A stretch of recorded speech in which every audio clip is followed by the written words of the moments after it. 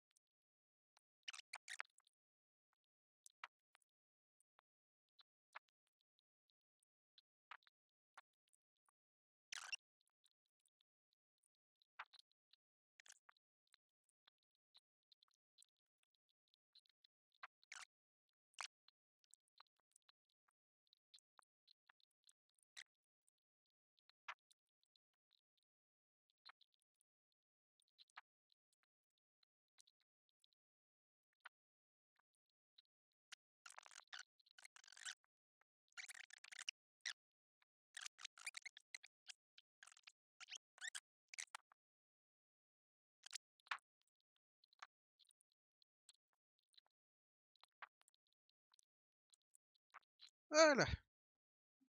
Petite pause et je m'occupe des bleus. La prochaine fois hein, que je veux faire un prototype comme ça pour faire un test, je le fais directement sur platine à souder parce que c'est long et chiant ce truc. Hein. T'as la vache. Ok, donc bah, j'ai découpé un petit peu de fil pendant la pause. Et merde, il a...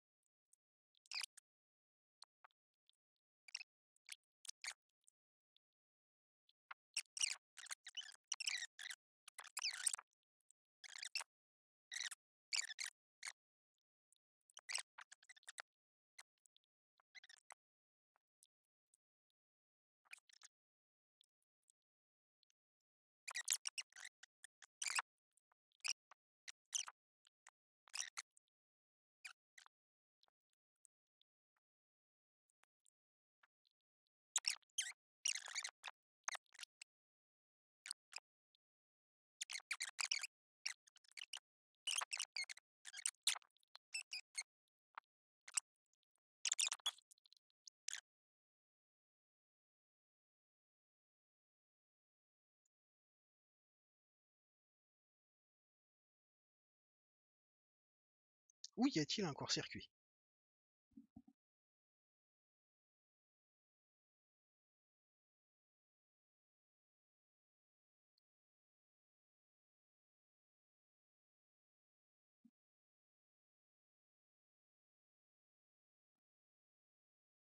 Eh oui, forcément, j'ai pas mis les masses ici aux bons endroits.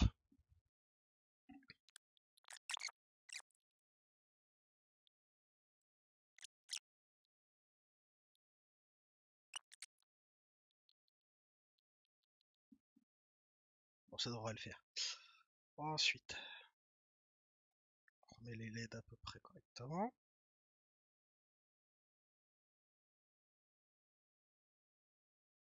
Ok, j'ai toujours un court-circuit. Où ça?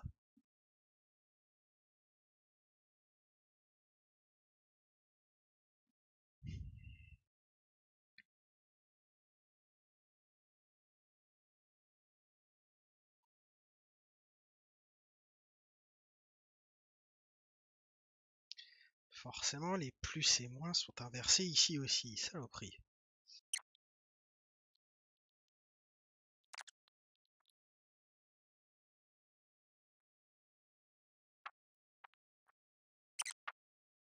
Voilà.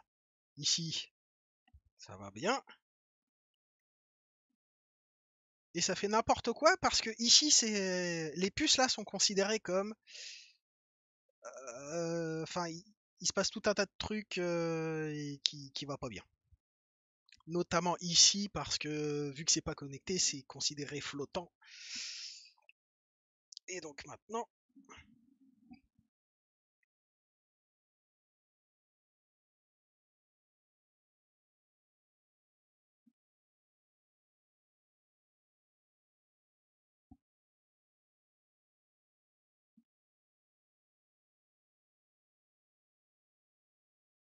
bon.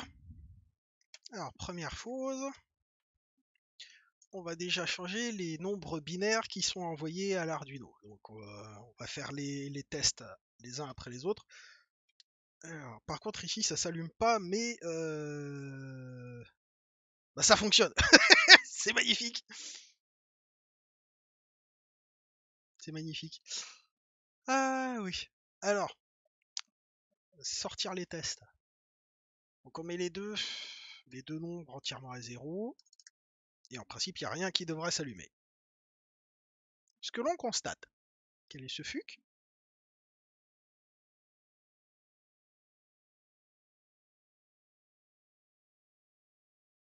Bah, c'est pas grave. Alors, deuxième test, on met un des deux nombres entièrement à 1. Ok. Donc du coup, ici, tout devrait s'afficher.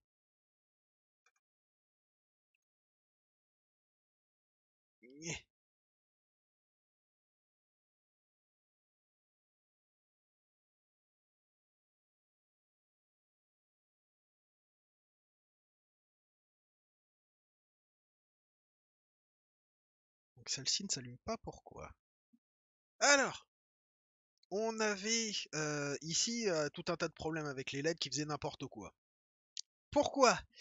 Bah, pour une raison toute simple en fait. Je vous ai dit sur les puces comme ça, faut toujours les mettre à la masse ou au plus. Enfin, faut que le niveau soit défini.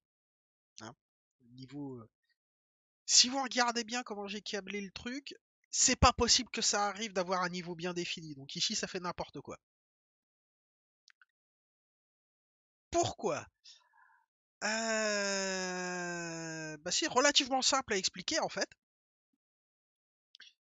Ces petites puces là, alors ça c'est les registres à décalage. Donc ici ça sort du plus, d'accord? On arrive jusqu'à une LED, ok, on a un plus, un moins. Le moins arrive jusqu'à la résistance, le moins il arrive là. Et puis bah, il arrive à ce petit câble là et il va dans cette puce là, qui est un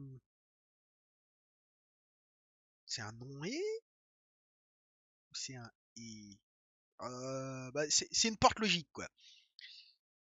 Et l'entrée d'une porte logique n'est ni reliée aux 5 volts ni à la masse. Donc, si vous voulez, on sait, quand on arrive ici, on est à un niveau flottant. On ne sait pas si on est à plus 5, moins 5, 0, on ne sait pas. Donc, ça veut dire qu'il faut que, ici, je mette toutes mes connexions à la masse. Oui, il va falloir que je passe sous les petits câbles et que je remette du noir partout.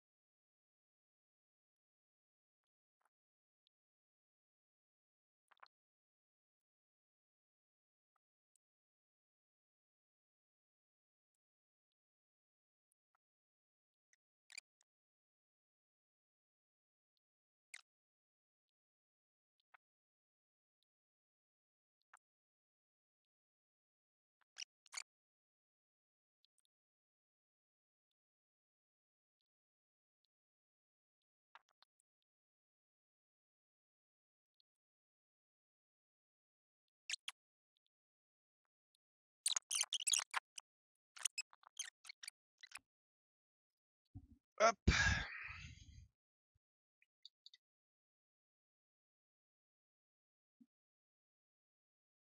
voilà. Donc ça c'est normal. Vu que ici, bah, il y a rien de. Les puces là sont à l'état, on sait pas trop quoi. Du coup ici c'est pas très stable.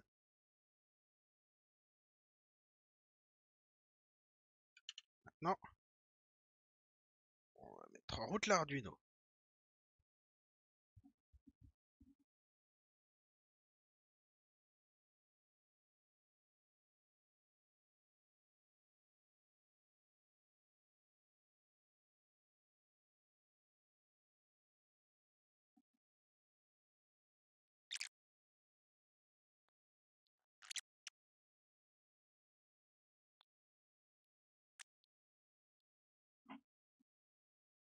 Ok. Donc en fait, faut les prendre de l'autre côté. Euh, Moi j'ai par contre un autre problème là. En principe c'est celle-là qui devrait s'allumer, pas celle-là. Bon, faut que je recable. Que les... J'ai pas envie. J'ai pas envie. C'est les petits câbles, faut qu'ils aillent chercher. Hop, de l'autre côté.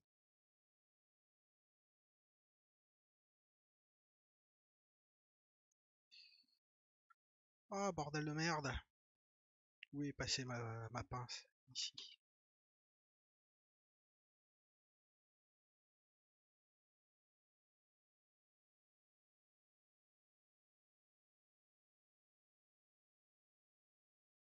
Est-ce que les autres sont capables d'aller jusque là?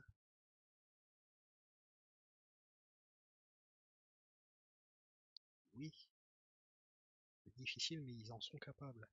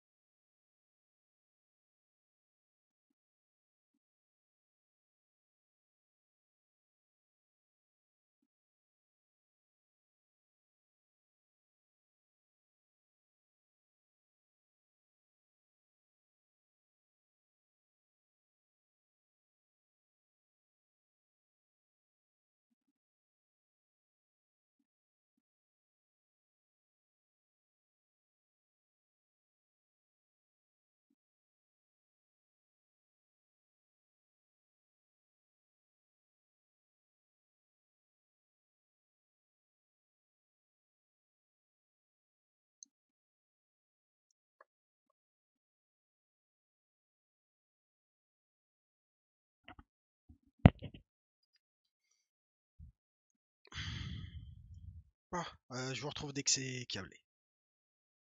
Là, j'ai terminé la partie qui permet de lancer le test en fait. Et j'ai un autre prototype qui permettra de récupérer en fin de test ici donc le résultat de l'addition pour le remonter dans l'Arduino tout là-haut et que lui il fasse la comparaison tout seul. Donc. Mais d'abord, on va regarder si tout ça marche et si mon code il fonctionne. Alors, par rapport à ce que j'avais annoncé, vous verrez que mon code est différent. J'ai utilisé euh, une variable à 32 bits en fait pour stocker le truc.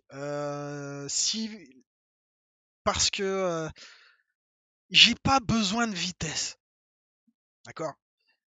Pourquoi? Parce que en fait, la taille d'une variable dans Arduino, c'est 16 bits de base. Donc si vous utilisez un nombre de 32 bits, vous utilisez deux variables, ce qui veut dire deux accès mémoire quand vous voulez traiter un nombre 32 bits.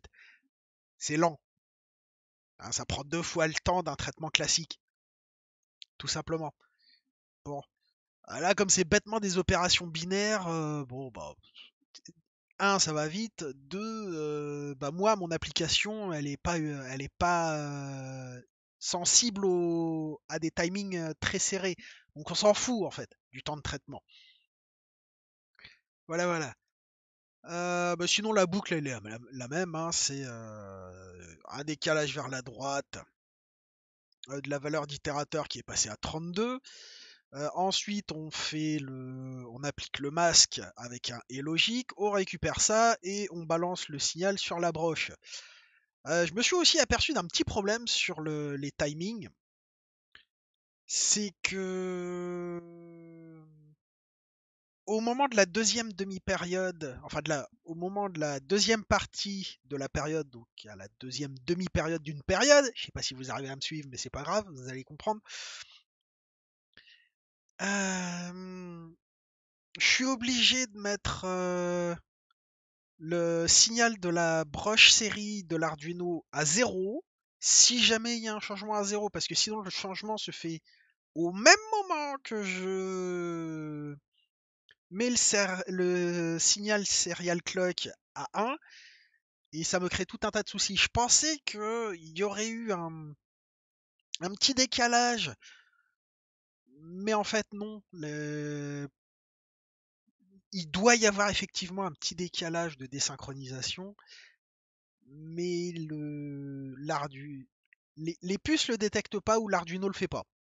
Voilà, tout simplement. Bon, c'est pas très grave, hein, j'ai triché. On va dire ça comme ça.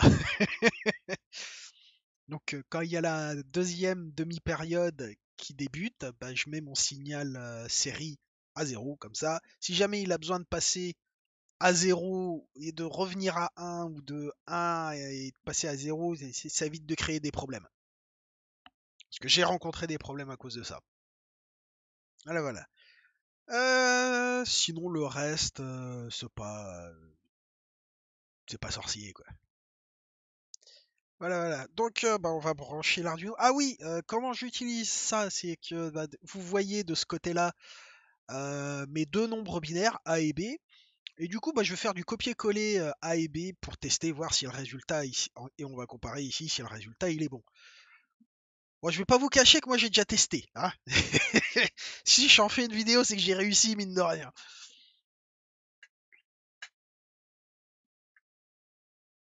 Hop.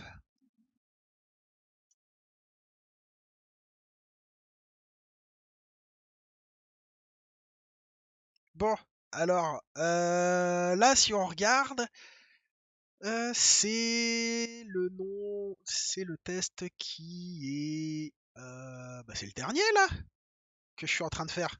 On a que des alternances de 1 et 0. Et si on regarde les nombres qui sont, si on regarde les nombres ici, euh, donc ça, hop, ok. Bon, écoutez, on va prendre celui du dessus ici, hop. Alors peu importe l'ordre dans lequel on les met, hein. Donc hop, ça dégage.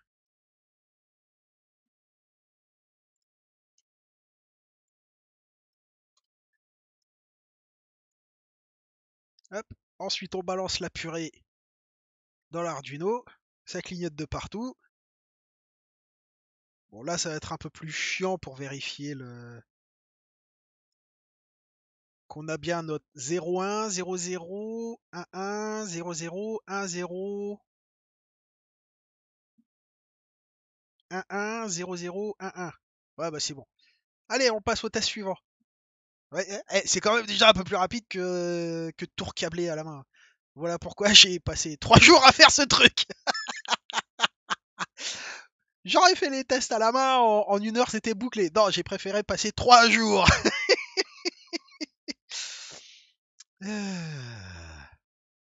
Bon allez, on passe au suivant.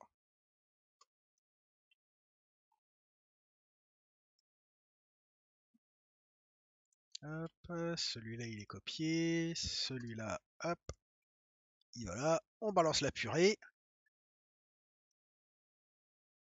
Et on regarde si on a des 1 partout. Et oui, on a bien des 1 partout. Youp. Et ensuite, il va refaire le petit clignotage. C'est pour ça que je voulais faire ça comme ça aussi. C'est parce que c'est rigolo. Voilà. Ça sert à rien, mais c'est rigolo. Ensuite, on va faire la ligne 4, bon, que j'avais déjà fait à la main. Mais on va le refaire quand même, hein, c'est pas grave. Hop. Ce qui fait que ça, je fais juste. Hop, je le colle 2 fois d'affilée, ça pareil. Hop, prends ta purée. Et voilà. On a bien celui-là qui est à 0. Et tous les autres qui sont à 1. Et on voit aussi, je vais diminuer un peu euh, la vitesse. Non, c'est pas ici, c'est pas cette fenêtre, voilà, c'est celle-là. On va passer à 50. Et on va voir la propagation en fait de la retenue.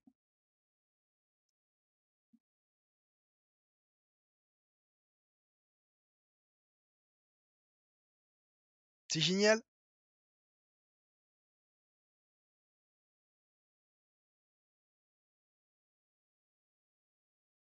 Bon, et ben voilà. Et ben c'est fini, hein, pour cette partie-là. La prochaine partie, c'est on récupère ce signal parallèle et on le refout en série dans l'Arduino là-haut. Ce qui veut dire que ce truc-là va devenir encore plus gros et je n'ai plus de surface de travail. Ça, la prochaine fois, ça sera en longueur comme ça, hein. Hop, ça sera cette petite breadboard là avec ces puces là. Et puis ça viendra, hop, se mettre comme ça. Puis là, j'ai plus la place, donc ça sera effectivement dans ce sens-là.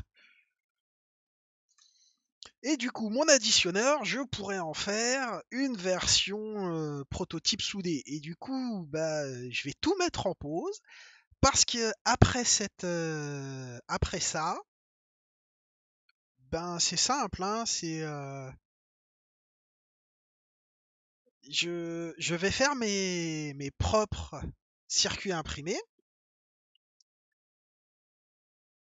Et vous vous souvenez que j'avais acheté une graveuse il y a maintenant 1 an et demi, 2 ans, 3 ans, je sais plus, euh, pour justement le jour où j'aurais besoin de faire mes propres circuits imprimés. Bon, là je commence à arriver à ce moment-là. Parce que là, ça commence à prendre vraiment trop de place sur mon bureau et ça devient le bordel. Alors oui, je pourrais m'étendre sur la largeur, mais j'ai rien pour tenir en largeur. Il faudrait que je fasse une plaque et puis après, je vais passer sur l'ALU avec des machins, avec des circuits en plus. Et après, je vais passer au processeur avec encore plus de composants dedans. Non, il y a un moment, il va falloir que je compactifie le bordel. Est-ce que je vais me retrouver avec un machin qui va sortir du cadre de ma capacité d'enregistrement? Donc, ce que je vais faire, c'est que je vais faire des circuits imprimés, puis que je vais les emboîter les uns par au-dessus les autres. Voilà.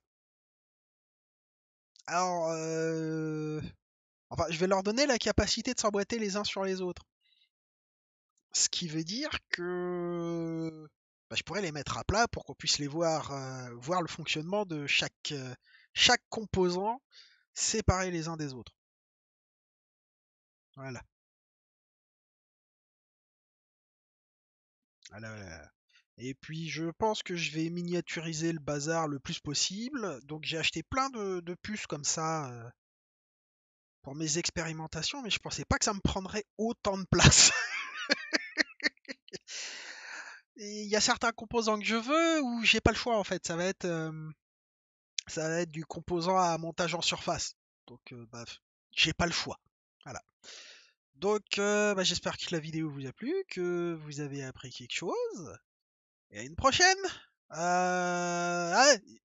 Avant que j'oublie, vous retrouverez en lien dans la description le code source, si jamais ça peut être utile. Voilà. Quoique non, vous faites pause et vous recopiez, il y a quoi? Il y a une trentaine de lignes. Eh, bon. J'espère que la vidéo vous a plu, que vous avez appris quelque chose. Et puis à une prochaine. Bye bye.